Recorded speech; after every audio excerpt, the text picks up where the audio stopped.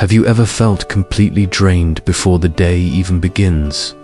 Like your body is still in bed, but your mind is already under attack. Silence around you, chaos inside you. Why does peace feel like a threat instead of a sanctuary?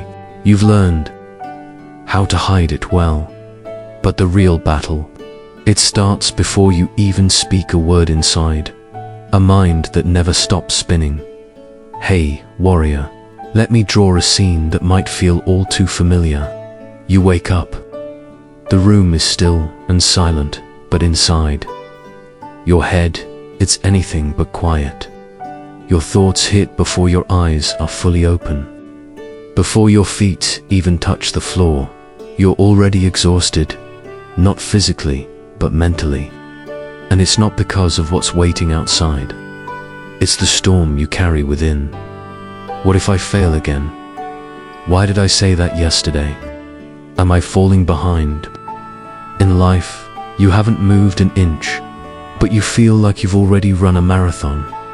And the scariest part, this constant mental fatigue, this invisible weight pressing down on you, it's become your normal. But deep down, you know it shouldn't be. You know something isn't right. No one ever sat you down to teach you this truth. So let me be the one to say it clearly. Your mind is not meant to be your battlefield. It's supposed to be your sanctuary, your guide, your anchor in a chaotic world, not a source of fear, not a voice that turns cruel the moment life gets quiet. But here's what no one told you. You can't heal what you keep hiding from. You can drown it out with noise.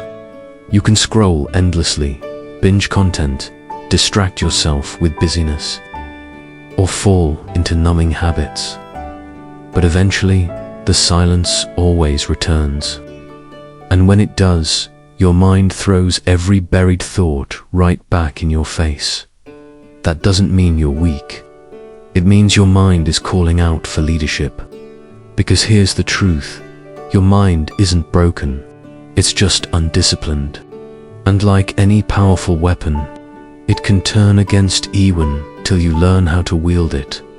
That's where the Stoics enter, not as distant philosophers lost in thought, but as real people who faced real hell. They weren't monks meditating in mountain caves. They were emperors in battle, exiles on the run, slaves who refused to be broken.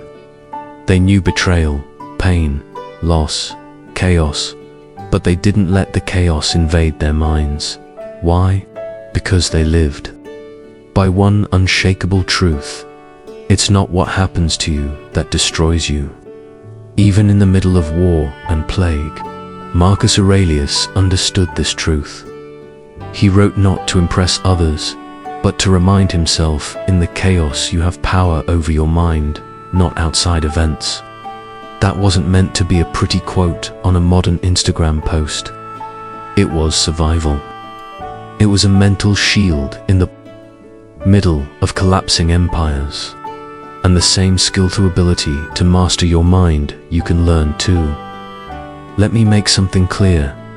You don't need to become cold. You don't need to shut off your emotions. But you do need to train your focus. You do need to reclaim your inner world. Because if you don't take control of your own mind, the world will. Let's be honest, your thoughts are being pulled in every direction, every single day. You're comparing yourself to filtered lives on social media. You feel that nagging fear of missing out. You replay past regrets like broken records. You worry about futures that haven't even happened. And somewhere in the noise, there's always someone reminding you who you should be by now. No wonder you're overwhelmed. No wonder some days it's hard to even breathe. But here's what I need you to remember. You're allowed to slow down. You're allowed to take your power back. And no, it's not too late. This video isn't about chasing perfection. It's about becoming fully present with your thoughts, your feelings, and your decisions. We're going to walk through 7 hard, but healing truths from Stoic philosophy. These aren't just motivational words. They're a mental playbook to help you stop chasing inner peace and start creating it within yourself. So, before we begin, do something for you. Close the other tabs, silence the noise, and make this the moment you stop running from your thoughts. Start leading them. And if anything in this message hits you deep, don't keep it inside. Tap like. Drop your affirmation in the comments. Share this with someone you care about. Subscribe if you're ready to build a mind that finally feels safe to live in. Say it out loud or type it in the comments. My mind is my home, and I will protect it. Number 1. Stop letting your feelings drive the car. Marcus Aurelius said, "If you are disturbed by anything external, the pain is not due to the thing itself, but to your estimate of it." Let that sink in for a second. It's not the event itself, it's how you perceive it. Marcus Aurelius, even while surrounded by war, disease, and chaos, knew this one simple but powerful truth: your feelings are real, but they are not always right. Emotions are signals, not commands. Yet most of us treat them like the driver of the car while we sit helpless in the passenger seat. You feel sad, and suddenly everything stops. You feel angry, and you lash out or say something you regret. You feel anxious, and you cancel plans, or retreat from life altogether. But here's the problem: when emotions take the wheel, they almost always crash the car. A Stoic mind doesn't pretend feelings don't exist. It feels everything, but it doesn't obey everything. Let's get real for a second. Have you ever said something in anger and then regretted it deeply afterward? Have you ever made a bad decision because you were caught up in fear, jealousy, or shame? That's what happens when emotions take over without your permission. The first step to mental mastery is reminding yourself, I feel this emotion, but I don't have to act on it. And here's a practical tool that actually works in the real world. Every time a strong emotion shows up, pause and name it. Literally say to yourself, this is anger, this is fear, this is shame. Just by naming it, you create distance between you and the feeling. You are not your emotion. You are the observer. Then ask yourself, what would my wiser self do right now? That pause, that one simple question can give your rational brain time to come online. It stops you from turning a temporary emotion into a long-term regret. The Stoics called this the power of reasoned choice. Acting not out of impulse, but out of awareness. You can feel sadness and still show up for work. You can feel fear and still speak the truth. You can feel anger and still choose silence. Discipline isn't about suppressing your feelings. It's about learning how to guide them. Now, let's make this personal. Next time a wave of emotion tries to pull you under, don't react. Write. Grab a notebook or your phone and put the feeling into words first. You might be surprised how much clarity a few sentences can bring. That's exactly what Marcus Aurelius did. His meditations weren't meant for the world to read.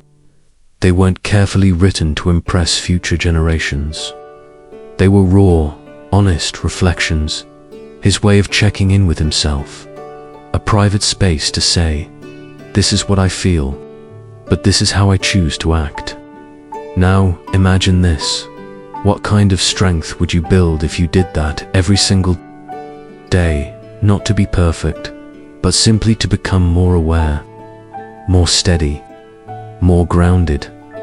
Number 2, slow down your thoughts before they take control of you. Seneca said, "It is not the man who has too little, but the man who craves more, who is poor." It's not always the big things that steal your peace. More often, It's the small, rapid-fire thoughts. They pile up quietly and suddenly take over your entire day. One moment, you're doing fine. The next, your mind is in 5 places at once. What if I fail? Why did they say that? What if I never catch up? Why is everyone ahead of me? What if something terrible happens tomorrow? And just like that, you're drowning in overthinking, stressed, distracted, drained, and you haven't even left the room, but your mind, it just ran a mental marathon. Here's the truth most people don't want to admit. Overthinking isn't a sign of deep intelligence. It's often a sign of poor mental control. You can be smart, you can be insightful, and still be a prisoner in your own head. The Stoics understood this. That's why they trained their thoughts like soldiers. They didn't let their minds wander aimlessly. They believed thoughts need discipline, not freedom without direction. So how do you slow down a racing mind? Start here. Learn to recognize the signs. When your breathing becomes shallow, ... When your heart races for no clear reason. When you've reread the same sentence 5 times and none of it sinks in. That's your signal. That's the moment to pause. Yes, pause something that feels radical in today's hyperactive world. Close your eyes. Take a slow breath in. Now, an even slower breath out. And ask yourself, what's really bothering me right now? Not the 100 thoughts spinning in the background. Just one dot. Name it. You don't need to solve 5 problems at once, just one. Most overthinking is really just your brain juggling 10 open tabs at the same time. So bring it back down to 1. Tell your mind, let's focus on this and only this. You're not ignoring everything else. You're simply choosing not to drown in the chaos. Here's a Stoic practice that can truly shift the tone of your entire day, especially in the evening. Take a moment each night to ask yourself, what thoughts made me anxious today? Were those fears even based in reality? How could I have responded with more calm, more clarity? When you reflect, instead of simply reacting, you begin to build a new mental habit, a pattern of awareness and control. Your mind becomes sharper, more stable. It stops going into panic mode because it starts to trust you. It knows you're paying attention, and here's something powerful you'll start to notice. When you slow your thoughts down, your energy starts to return. You begin to hear your own voice again, not just the noise of the world buzzing in the background.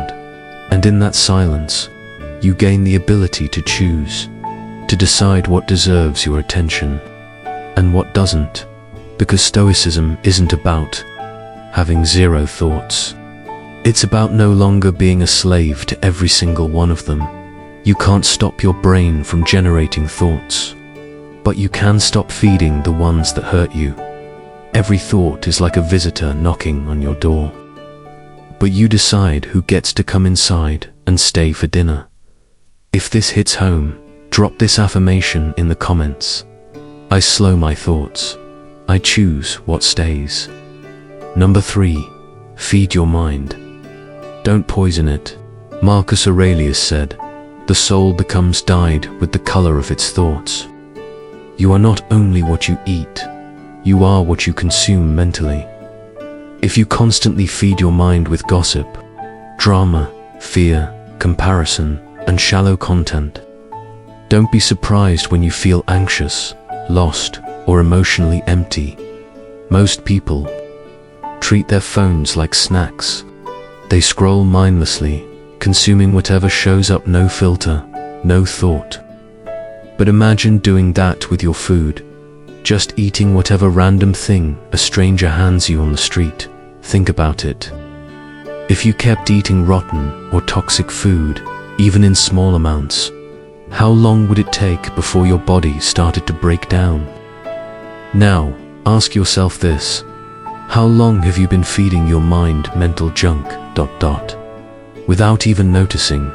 The Stoics understood something we often forget today. A weak mind doesn't begin weak. It gets weakened over time by constant distraction, meaningless noise, and careless input. That's why they were intentional about what they allowed in, because they knew what you allow to enter your mind will eventually shape your reality. So, here's your challenge. Audit your mental diet. Seriously, ask yourself, who am I following online every day? What kinds of conversations am I allowing into my life? Am I feeding my mind with wisdom or with noise? Ever wonder why your mind feels foggy? Why you can't focus even though you've had enough sleep? It's because it's overloaded with information that has no purpose, no clarity, no truth. But you don't have to stay stuck in that fog. Just like you take your health back by cutting out junk food, you can take your mind back starting now. How? Start with one small shift. Replace one piece of useless input with one piece of real value. Read just 2 pages from a Stoic journal. Watch 10 minutes of something that teaches stillness, presence, or emotional strength. Or better yet, turn everything off. Sit in silence. Let your thoughts settle. Reflect instead of scrolling. It sounds simple, and it is. But that's exactly how transformation begins. And don't stop at content. Protect your conversations too. If someone is constantly negative, always gossiping, always shallow, limit that access. That's not being rude. That's protecting your peace. You could be physically strong. You could have a healthy body. But if your mind is constantly being poisoned, it will drag everything else down with it. So here's the question you must ask yourself every single day. Is what I'm consuming today helping me become someone I respect? If the answer is no, then it's a distraction, and it doesn't deserve your energy. Before you consume anything, pause and ask, does this sharpen me or soften me? Does this feed my fear or fuel my strength? Because one simple truth will always remain. Whatever you feed, grows. Drop this affirmation in the comments. I protect my peace. I feed my strength. Number 4, train your mind to observe, not absorb. Seneca said it perfectly. We are more often frightened than hurt, and we suffer more in imagination than in reality. Think about that. A stranger walks past you and frowns. Your mind instantly starts writing a script. Did I do something wrong? Are they upset with me?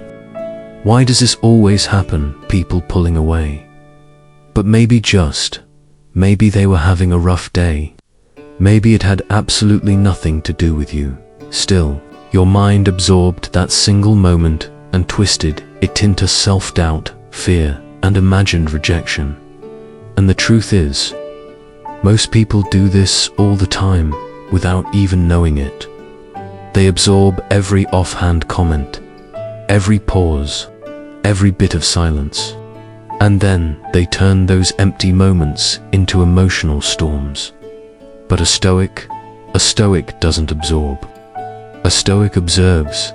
They see what's happening, but they don't automatically assume it means something deeper or darker. Here's what most of us need to hear. Not everything you feel is a fact. Not everything you hear is the truth. Not everything you see is about you. But an untrained mind will constantly try to connect dots that don't even belong together. Exhausting, isn't it? To always believe someone's angry at you. To read between the lines that aren't there. To feel unsafe, even when you're completely fine. This is exactly why your mind needs training. You must learn to observe reality as it is, not as your fear or your past has painted it. So how do you do that? Start here. Step 1.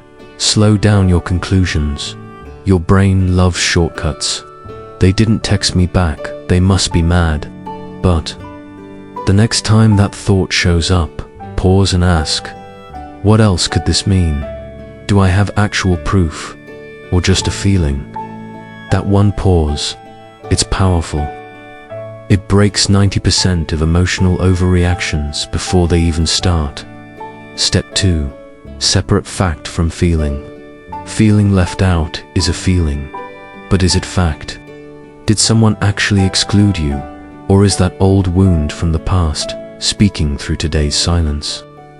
The difference matters. The Stoics didn't just talk about this, they practiced it. For them, observation was a form of mental honesty. Seneca had a nightly habit. Before he slept, he'd reflect and ask himself, did I see things clearly today? Or did I let my fears distort the truth? That kind of self-inquiry isn't easy. It takes courage. But it's also the path to freedom. Because the moment you stop absorbing every emotion, you stop bleeding from invisible wounds. Let's take it deeper. Step 3. Be curious, not paranoid. Replace harsh judgments with gentle questions. Instead of thinking, they're ignoring me, pause and consider. Maybe they're just tired. Maybe they're lost in their own thoughts. Maybe it has absolutely nothing to do with me. That shift, it's not weakness, it's strength. It's what real mental control looks like. This is Stoicism in daily life. Not just wise quotes or peaceful postures, but choosing again and again not to poison your own mind with assumptions. Because assumptions don't stay as thoughts. They become stories. Stories become beliefs. And beliefs eventually shape your identity. So ask yourself, am I letting a false story take root in my mind? Am I letting a single frown, silence, or delay turn into a whole false narrative? Let it go.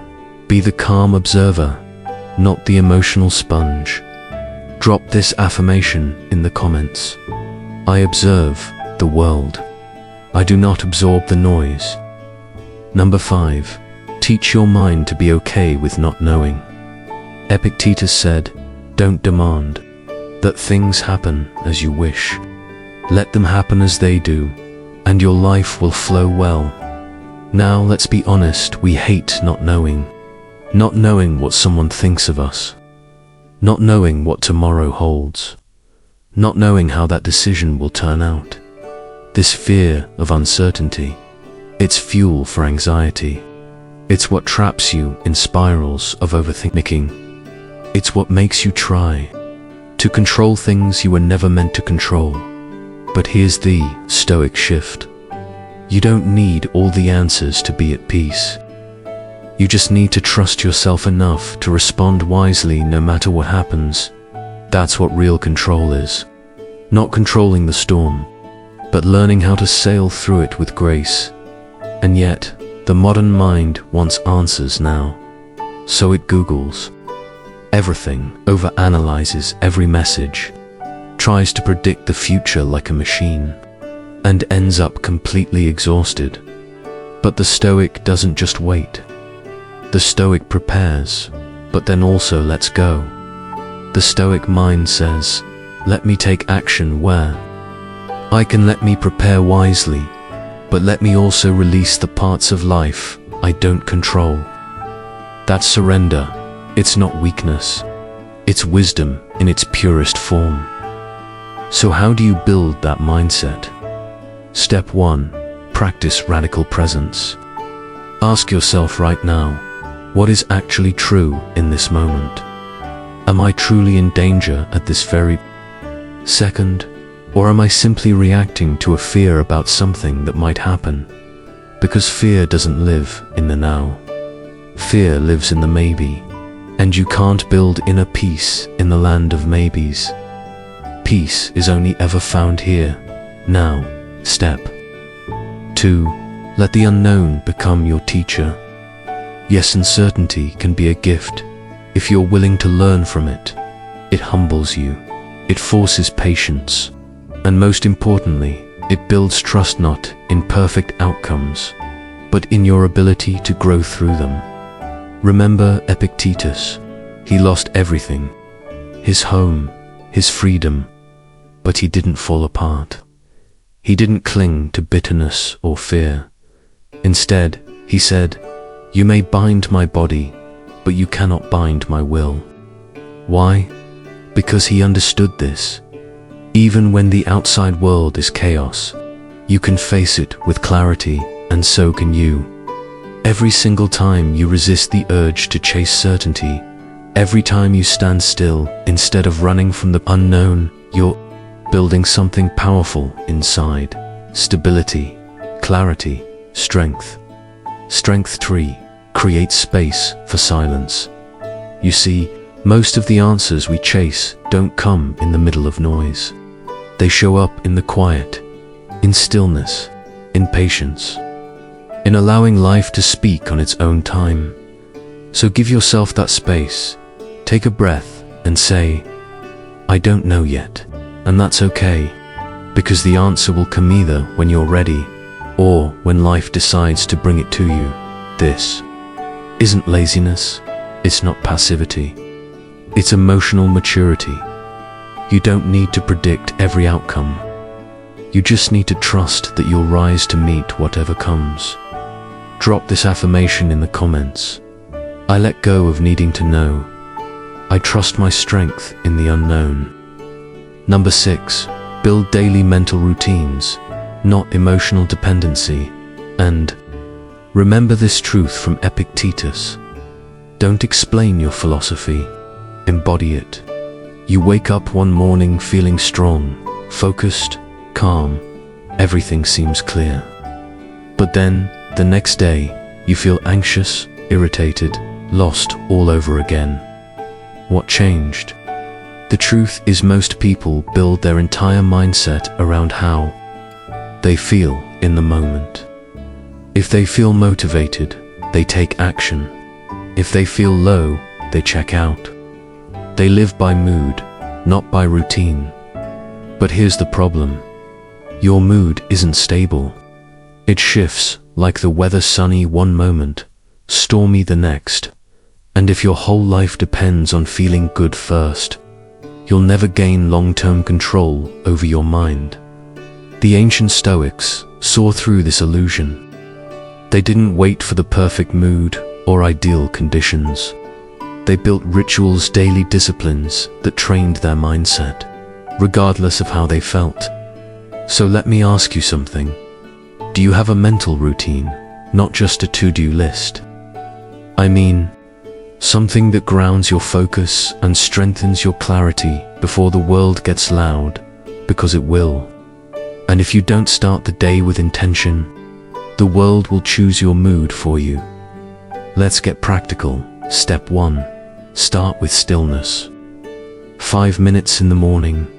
No phone, no music, no distractions. Just sit, breathe slowly.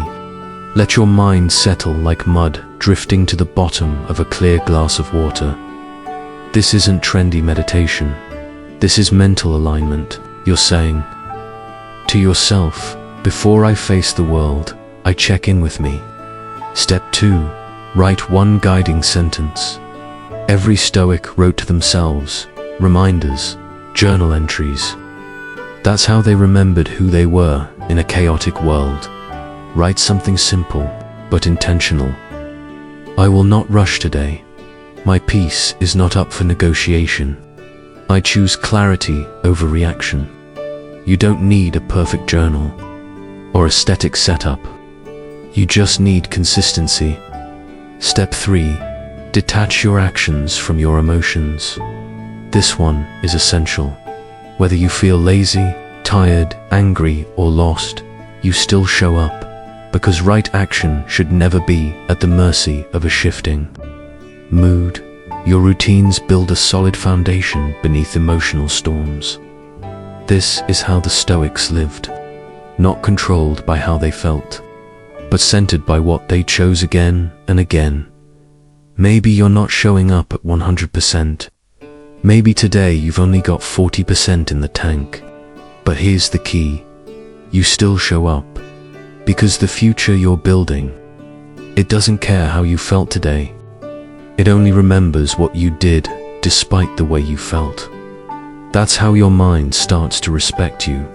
It notices that you don't break down every time your emotions shift. And from that, self-respect grows something powerful. Confidence turns into inner strength. And that strength evolves into true control.